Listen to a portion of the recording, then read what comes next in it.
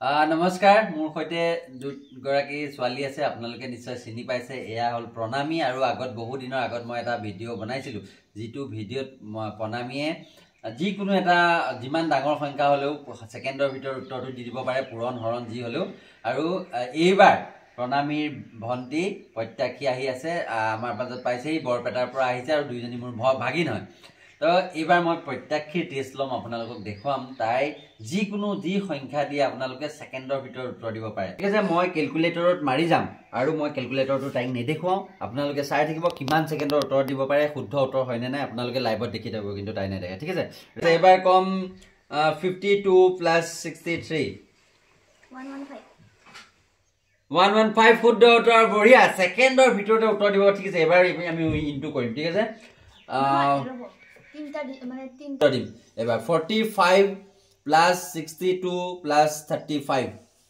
142 wow শুদ্ধ উত্তৰ তিনটা সংখ্যাৰ এতিয়া লাহে লাহে বাঢ়ি যাওক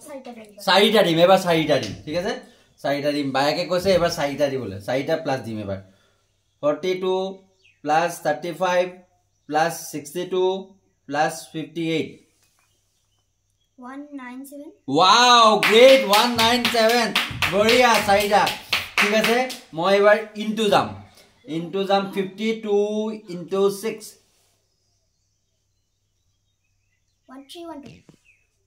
312 একদম শুদ্ধ উত্তৰ বঢ়িয়া আৰু এবাৰ 65 * 8